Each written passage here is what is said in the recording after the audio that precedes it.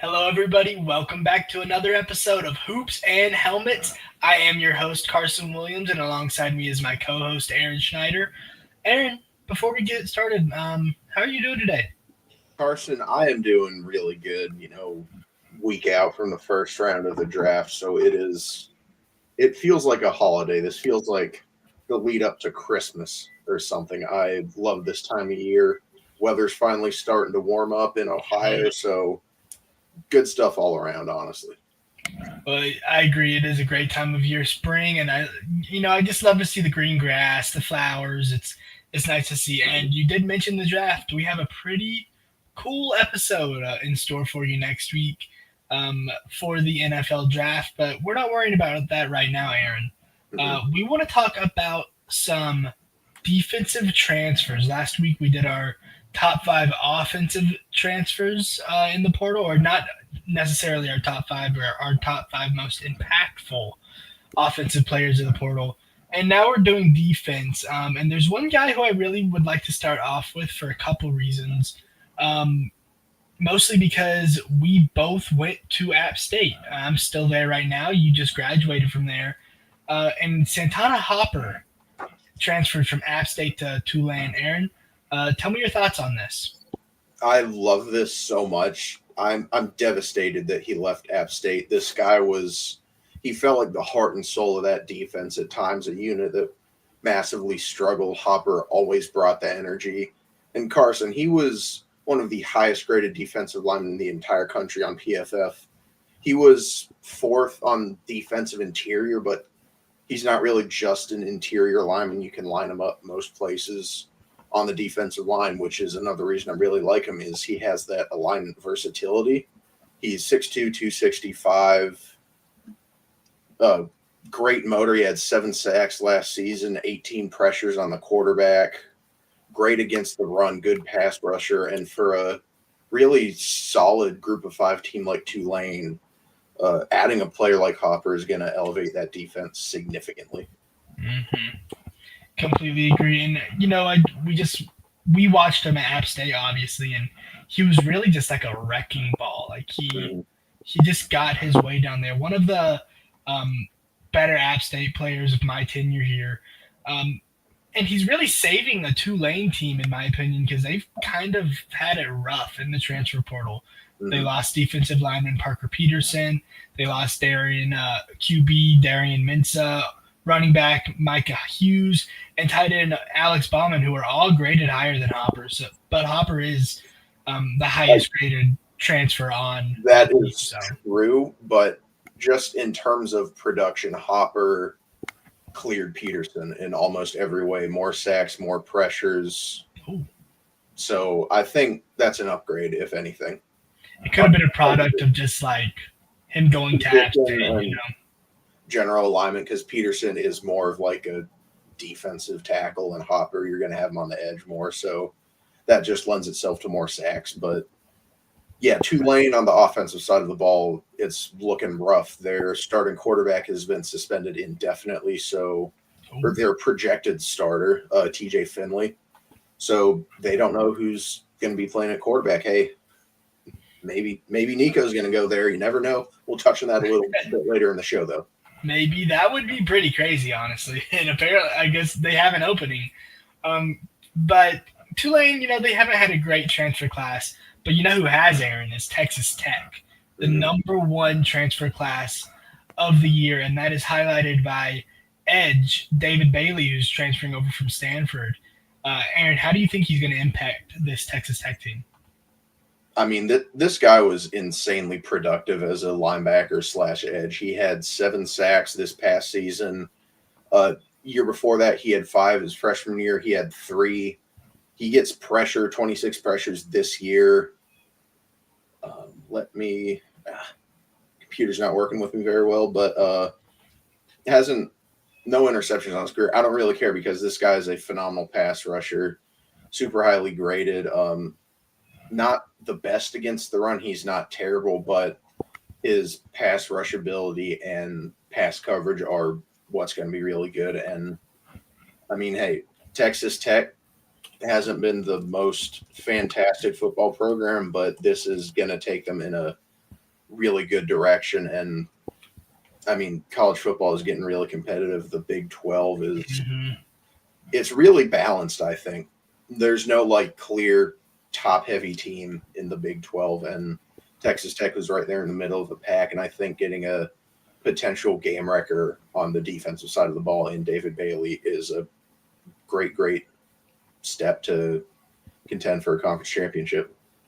Yeah, and you could partially contribute that, in my opinion, to NIL and the transfer portal. Mhm. You know, a lot of negative.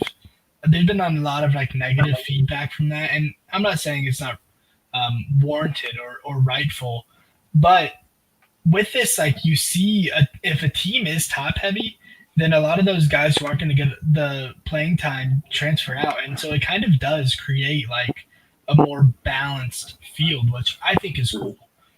Texas Tech, who we're talking about, that class is just really good.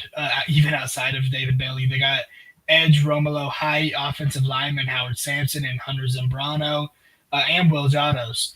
12 different players graded 90 or higher on 247 Sports. I mean, that is I haven't really seen anything. I mean, I do focus morely basketball when it comes to the transfer portal and recruiting and stuff, but I haven't really seen anything like 12 players graded 90 or higher in one transfer class is pretty crazy. You know, Texas Tech has done phenomenal this year. I am super excited to see what they look like, and NIL money cuts down on NCAA investigation. Hey, You're not wrong, Jason. Appreciate you watching. absolutely. Well, you know who else has a really good transfer class is LSU, Aaron. Um, I've been a kind of an LSU fan ever since Joe Burrow. I like them, and maybe it's their colors. I don't know, but they have a really good transfer class this year. The second rated transfer class in the country, and highlighting that class, Aaron, is Patrick Payton, who's coming over from Florida State. He's an edge, one of the better ones in the country, in my opinion. Aaron, uh, how does this look for LSU? I mean, this is rough for Florida State. They have had a really terrible go of it ever since they got snubbed from the college football playoff after Jordan Travis went down with an injury, and then just had an absolutely abysmal season last year. They're losing a guy. We're going to talk about somebody that they're bringing in later, but I do really like Patrick Payton. He's been pretty productive during his career at Florida State. 14 total sacks over 3 seasons as like a primary starter. His freshman year, he didn't really see a whole lot of playing time. And I mean, look, this guy is really athletic. Supposedly he runs a 4.65 40. That is really good for a defensive end. He's got great length. He's 6'5", super good change of direction. He's great at working off of blocks in the run, and he's really good at batting down passes as well. He has a super strong motor.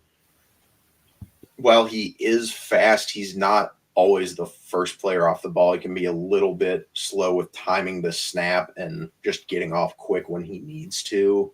And his hand usage is not exactly what you would want, and he can sometimes play a little high sometimes, but the guy's got a great ceiling. He is very athletic, and having solid production at a power conference team is a very good indicator of what he could turn into. Yeah, absolutely. And even though Florida State hasn't really had the best go out of it, I mean, a really terrible year last year. What, 2-10, I think. Yeah. And like you said, they got snubbed, but they still do produce pretty good like talent. And Patrick Payton was one of the best of them. This class from LSU also includes interior offensive linemen Josh Thompson and Braylon Moore, and wide receivers Nick Anderson and Barry and Brown. They have 10 different players graded 90 or higher. They're losing a couple pretty good players too, but I mean, obviously not near as many as they're gaining. Out of these top 2 transfer teams, Aaron, Texas Tech and LSU, I mean, how do you think their chances stand as in terms of making a college playoff push? Well, I mean, I think Texas Tech will probably have an easier run of it because of how strong the SEC is. I think the level of competition is definitely greater there, but LSU's good. I like Garrett Nussmeier. I think he's going to continue to develop and be a quality starter. And LSU wasn't a bad team last year. They're just in one of the best conferences in college football. Second best, I would say. Big Ten's got to be number one. They have the last 2 national champions. But yeah, I think Texas Tech probably has the best chance to make a college football playoff run, which really boils down to just the conference that they're in. Yeah, that Big 12 is nothing really compared to the SEC. I mean, SEC is just awesome. Michael, maybe not doing another show until Michael Davis gets him a Bugatti. It better be soon. We need Podcast Schmitty. So, Michael, you better get on that. I mean, look, if we're handing out Bugattis to everybody, I mean, yeah, I want to be up there. We're here. We're here too, Michael. Don't forget about us. Florida State has had a rough go out of it, but they did get a pretty good player in the transfer portal this year, Aaron, from Nebraska. Talk to me about defensive lineman James Williams.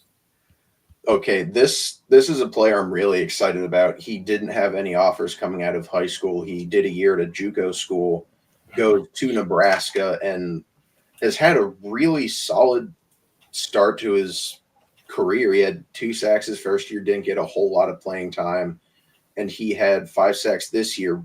Carsen, what's really interesting is he doesn't get a lot of snaps. He's a little bit one-dimensional in that way. He's a pass rush specialist, but with the few snaps that he does get, he makes the absolute most of it.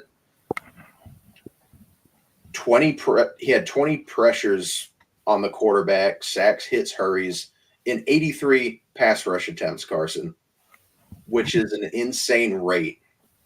This guy is making the most of it.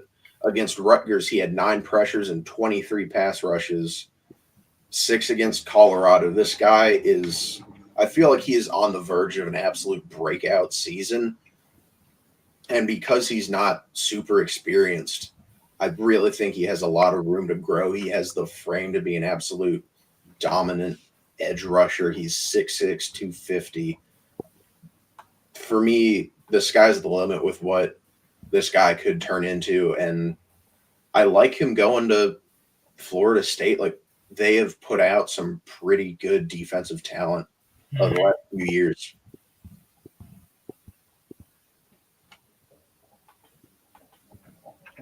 They absolutely have. And Florida State's just had a pretty rough go at it this year in the transfer portal in general. They lost edges Patrick Payton, obviously, who we already talked about.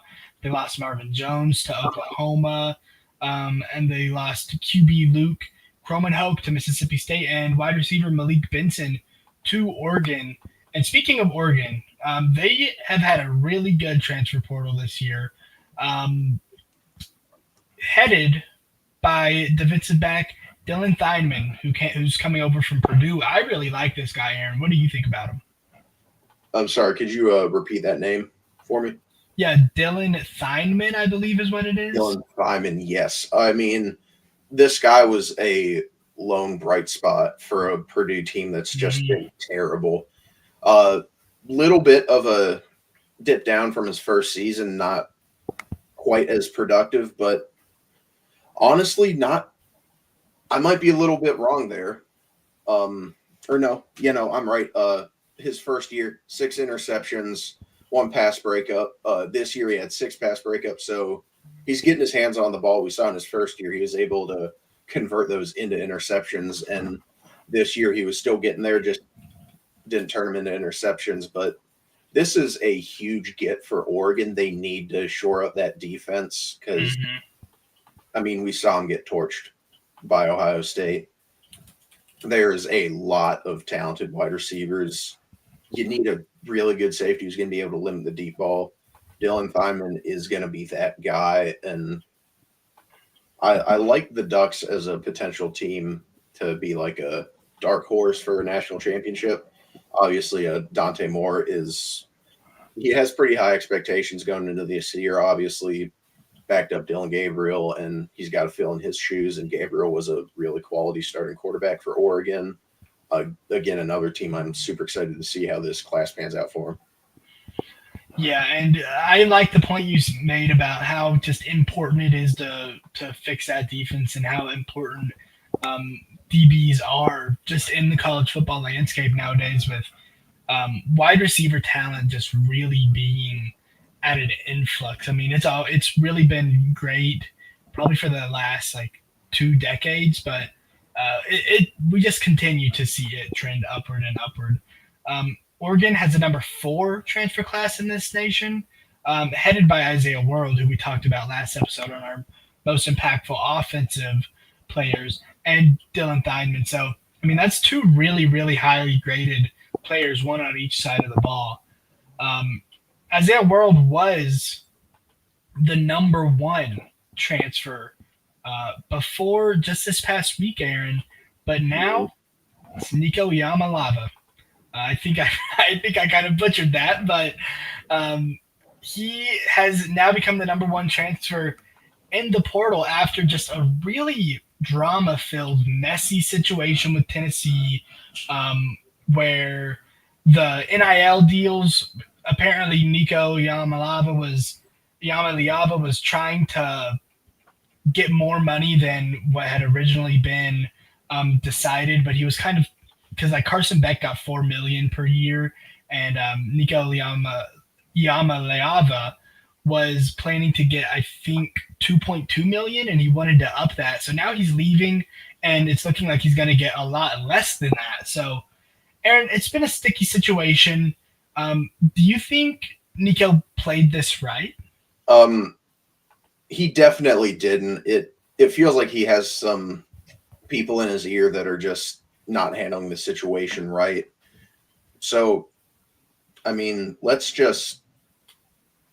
through this a little bit. So, Yeah. supposedly, one of his friends who is a part of the group that handles his NIL stuff, he has said that all this talk, like Nico wanted more money, he wanted 4 million. He's saying that that is false, but there are other sources that it's just not true. It was rumored that Dan Lanning was a whistleblower of sorts for this situation because Iamaleava's people reached out to Oregon and say like, "Hey, how much money can I get there?" They said, "Absolutely not. We want nothing to deal with that." And Lanning reached out to Josh Heppel of Tennessee to tell him what was happening, and that caused the fallout. Nico obviously skipped the practice before Tennessee's spring game. Now Dan Lanning hasn't directly addressed this because I mean that I just don't think that's something he's going to talk about, regardless of if it's true or not. If honestly, if it was false, I think he probably would have denied that it was false. But it's Carson. This is just incredibly messy. I have been singing the praises of NIL. I am all for player empowerment. This is kind of insane, though. In all honesty, it's not making it look good. For all the people who are naysayers of NIL, they're going to take this and absolutely run with it as like, oh, hey, this is why players shouldn't really get paid. And this is really just firming up my belief that there does need to be some regulation as it relates to NIL and how much money players can be made. It feels like you have to have some kind of contract system set in there where you sign a 2-year deal and you have to buy yourself out of it if you want to leave early. I think that's the only way to fix it. And that does kind of make it not college sports anymore. That adds a level of professionalism that might take away from the magic a little bit, but I don't really think so. It's just it's unfortunate to see because Tennessee could have been really good. There's Mm-hmm. also talks about that the offense was an issue, that they wanted them to recruit heavy on the offensive line because Tennessee lost 4 or 5 offensive starters. 4 of their projected starters are new to the program. The only guy who's been there is their right tackle. They also wanted to get receivers, and Dylan Sampson, who was a central piece of that Volunteers offense, he's gone to the NFL draft. He's arguably a top 5 running back in this class. He's going to be good, but it's a rough situation for Tennessee as well. They are without an experienced quarterback, which is not good. Some of the better guys available, like Gio Lopez from South Alabama, he's crystal balled to go to UNC, who also needs a starting quarterback, but I don't think he played this right. He's gonna go to an arguably worse situation. It's looking like UCLA. I hope he doesn't go to UCLA because I want Joey Aguilar to start for them. Mm-hmm. But I mean, I think Aguilar could push him for a starting job. Nico would probably win it in all honesty, but if he wanted to go somewhere and start right away, I mean, Tulane needs a quarterback. They got the money for it. I think they can spend money if they need to, but it's just unfortunate, Carson. I hate to see it play out like this. I wish it would have broke earlier last week so we could have talked about it last week with the offensive transfer players and everything, but no way he played this right. I don't see how you can make an argument that he played this right because it bit him in the butt, in all honesty. Mm-hmm. I mean, even with what he wanted. Before we continue, folks, I just want to apologize. It was brought to my attention that my mic was sounding weird, so I thought it was with my settings. Turned out I just had it. My mic is right here. Turns out I just had it flipped up, so it was just in my hair. I hope it sounds a little better than it did. Um, okay, good. I'm glad. I'm It's a glad. lot better. I apologize, folks. It was just very muffled in there.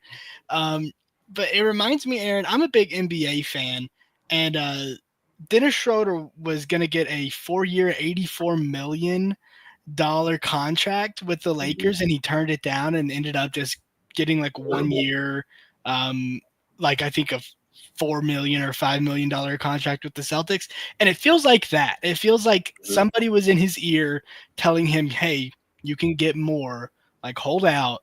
And it just didn't work out for him. And I feel bad. He's a college kid, you know. I mean, you when somebody tells you something like that, you kind of listen to it. His family still is ringing the bell. It wasn't about the money. It wasn't about the money. It was about Tennessee's offense. But when you're gonna go to a situation that is just so much worse than Tennessee, it kind of doesn't feel like that to me. Aaron, just shoot it to us straight. Was it about the money for him? I feel like it had to have been because everybody but his family is saying it was about the money, and I feel like in this situation the family might be unreliable narrators because they're trying to cover for him a little bit. It definitely feels like it's the money, and it sounds like he was wanting to have say over who they recruit. For a college player to want to have any type of input into who your team's recruiting, that's just not something that you do at all. Mm-hmm. Definitely feels like it was about the money, wanting to have roster control as a college player. But yeah, Jason saying the answer to every question is money. And Absolutely. Jason also brought up another point in the comments: $1 million cap, no matter what school. I wouldn't hate that in all honesty. Another thing is giving these smaller schools buyouts. Like these schools need to profit from this because all these big programs are just gonna kill the group of five. There's not going to be any type of sustained success. It'll be a flash in the pan, and then half their roster is going to be gone to power conference teams. But Carson, what do you think about Jason's idea of a $1 million cap? I don't hate it. I think something. I mean, this Something's got to situation give. alone kind of spells it out. Something's got to be done, right? Because I mean, we can't just and it's kind of good that this bit him in the butt, in my opinion, just because like we don't want to see this example followed from other players. We just see how like detrimental it can be for really everybody involved. And but especially the player. I mean, I am all for player empowerment. I agree like you should get the deal that was originally agreed upon. Um, but at the same time, like there's a limit to that, and you have to know like your own value and your own worth. So I think, yeah, I mean, I don't hate that idea. I think that that could really just help the Mhm. landscape of college football. I like smaller school buyouts too. I think that's a good idea. At the end of the day, I think something really has to be done, and maybe this will be an example for other players in the that are thinking about holding out or thinking about going in the transfer portal. You know, the grass is not always greener. without a doubt. And I'm seeing another thing. So Nico going to UCLA, it's not confirmed. The Mhm. rumored deal is $1.5 million in the state of California, though. He's not going to see north of $800,000 after taxes hit that. So Very true. he is getting infinitely less money than he would have if he just stuck at Tennessee and accepted that he doesn't really get to have a say in who the school recruits. So Mhm. it's definitely coming to bite him, I feel like. It is, and with all of this drama, Aaron, I mean, how valuable is Nico Iamaleava? I mean, would you sign him if you were a roster builder of a college team? Would you take a chance on him? I think it's worth it. Like 1.5 million. I don't hate that. He's got a good deep ball. He's got solid mobility. He is a really, really talented football player, but $4 million, that's insane. Carson Beck shouldn't have gotten $4 million. No. That's absolutely ridiculous that he is somehow the highest paid athlete in college football. Kind of hate it, in all honesty. And another thing that I really kind of want to harp in on and just shame UCLA a little bit for supporting this in a way. I was holding out hope that he would be forced to go to a group of five team and take a serious step down and not get to play in a power conference. I think that could have done wonders for maybe humbling him a little Hmm. bit. But if UCLA does end up paying him, I think that is unfortunate. And ultimately, I don't know how much will change because he still gets to go play power conference football in his home state as well. Well, I mean, like you said, it's not confirmed, and the rumor started, I believe, from Colin Coward. Mhm. If you didn't hear from anywhere else, I believe that's how it started. And Yep. I mean, I don't really know his sources either. I know that he probably has a lot more than I do, but I don't know his sources. And the more I look, like it just seems like he's not necessarily being pursued all that hard from anybody. Mhm. I haven't really seen anything from UCLA or anybody close to UCLA that says it. Um, like if UCLA doesn't sign him, and you mentioned Tulane, but I mean, is there a possibility he just doesn't get signed? He's gonna end up somewhere.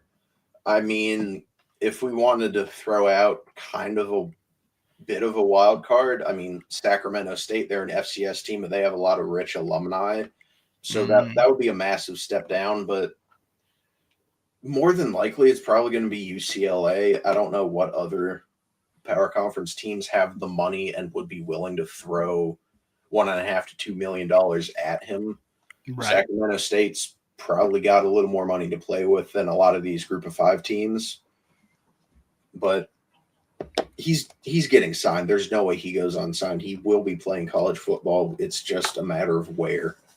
I feel like he's just too good not to get Mhm. signed, and uh, 100%.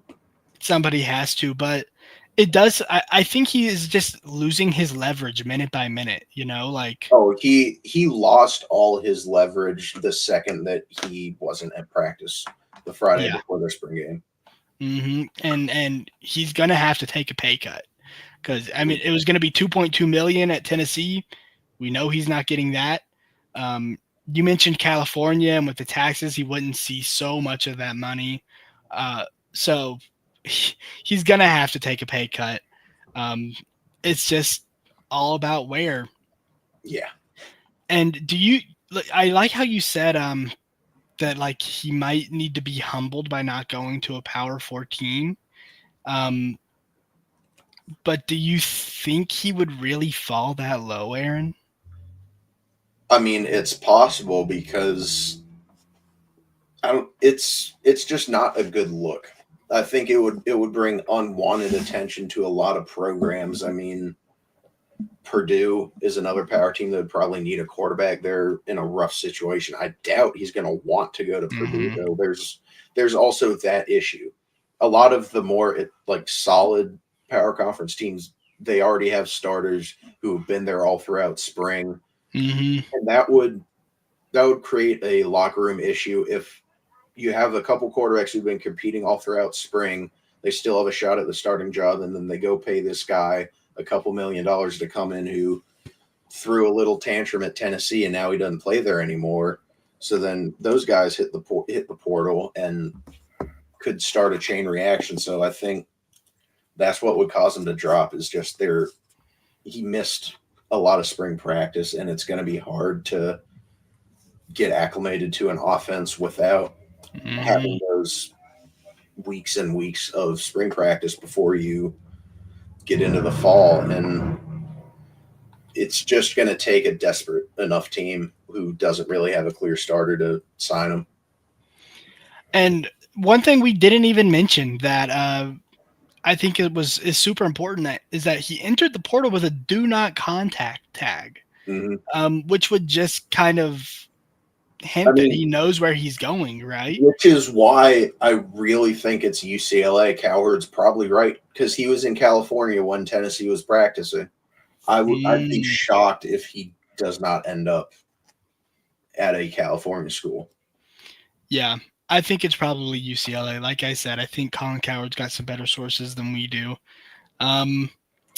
Aaron, we have made it through everything we wanted to talk about. I was looking at the portal, seeing if there was anything new, and I don't really see anything worthwhile. So if you have nothing else to talk about, we'll wrap this up. Yeah, no, that'll do it for this week's football episode of Hoops and Helmets. All right, guys. Well, thank you all for watching. You heard it from the man himself. That's all we got. So tune back in on Monday. Once again, we're still in a kind of a dead period for college sports, but I mean, hey, there's a lot to talk about. Portal is going absolutely crazy. It is jumping We're going to have a lot to talk about with that. Yeah, absolutely. The college basketball portal is going pretty crazy. The transfer portal is kind of just something to lean on, dude. Like, there's always crazy stuff happening there, but that's it, guys. We will see you on Monday to talk to you about that crazy transfer portal. And until then, thanks for watching.